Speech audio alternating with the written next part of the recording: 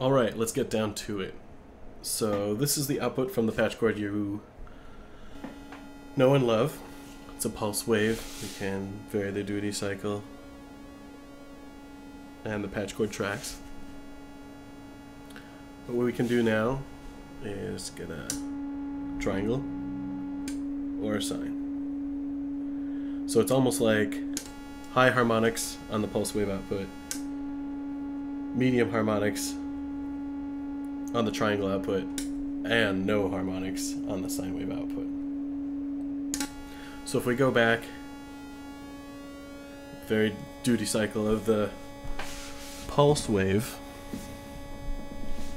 we can see that all waveforms become skewed, including the sine wave. So when I go back, what I'm going to do is LFO some PWM in here. So that's a pulse wave, triangle dancing around, and the sine wave.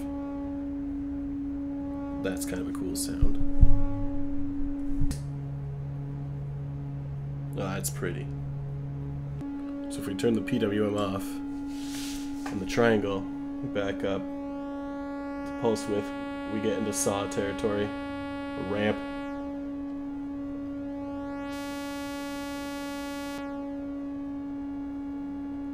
So now the patch chord can do all of your favorite waveforms.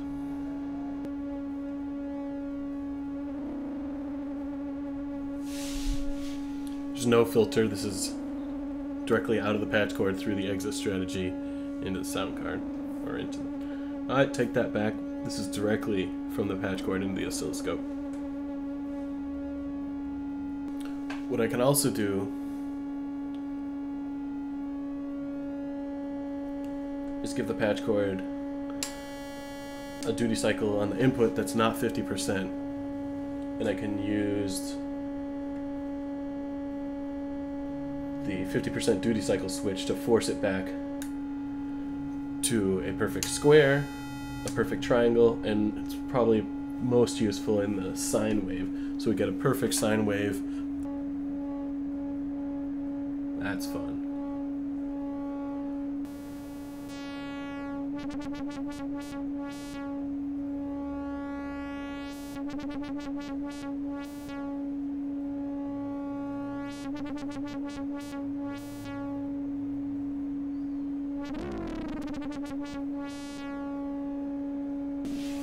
All right. Reconfigure my camera over here. Something like this. All right, here is patch chord version 3. As you can see, it's identical looking to patch chord version 1 and version 2. I'm going to demonstrate the new features of patch chord version 3. So I already have the Dofer A110 pulse wave input running into the patch chord. This one here is going to the oscilloscope, which is not on right now. And I'll plug in the orange to the unison output.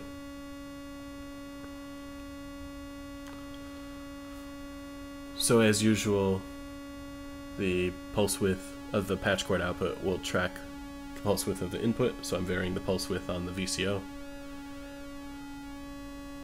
Now the SQR output is basically the waveform selection. So all the way to the left is pulse, in the middle is triangle based, which will be saw and triangle and ramp, and to the right is sinusoidal, and I don't know what you call those other waveforms, but distorted waveforms, distorted sines as well. So that's how the SQR switch now behaves. The intonation or integer mode, as of version 2, behaved like this, so this will apply to both version 2 and version 3. All the way to the right is equal temperament, 2 to the root 12 ratio between each of the outputs. In the center is just intonation. I'll demonstrate that in more detail later. And to the right is integer mode, which has been there since version 1, where the output will be 1 times the input frequency, 2 times the input frequency, 3, and so on. The zero switch has changed a little bit in version 3, so all the way to the right functions like normal. When you put it to the center, it's now forced the 50% duty cycle mode. So in the past that was on the SQR switch. Now it's moved to the 0 when it's in center. And when it's all the way to the left, it's actually doing the 0 function, which it did before, silencing all the outputs. And finally, the hold function has also changed a little bit. When the switch is all the way to the right, functions like normal. When the switch is in the center, there's a new mode, and this does a tiny bit of filtering on the waveform that's being tracked. And the purpose is to get a little bit cleaner output when you're tracking an instrument, like a bass guitar or a guitar, from the entry point into the patch chord. You can smooth things out, you can get rid of some of those glitches that you get in the past when you use the patch chord to track an instrument. And then all the way to the left functions the same as the hold did previously. That is, it holds the previously tracked value, so I can twist the tuning knobs here and it's not going to track, but when I flick the switch back, it's going to jump to a new frequency because I'm sure I didn't get that knob where it used to be. Yep. So let's move the output to the chords.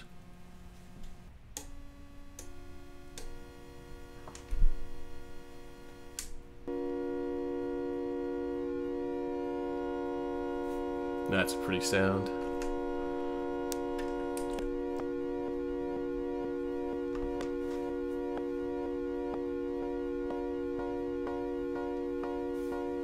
Wow, no filtering on that sound. I'm really tempted to run it through a filter. See what we can do here.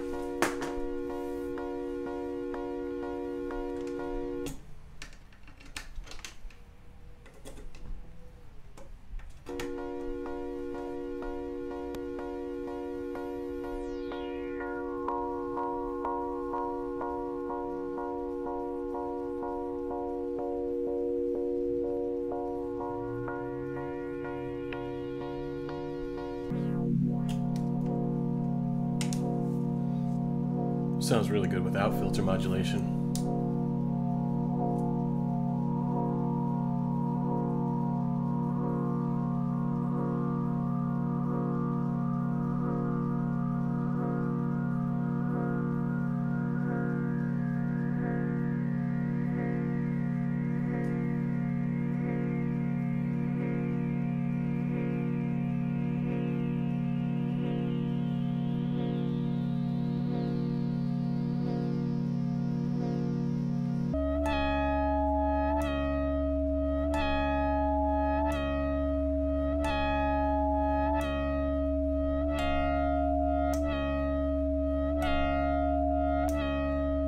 Just intonation.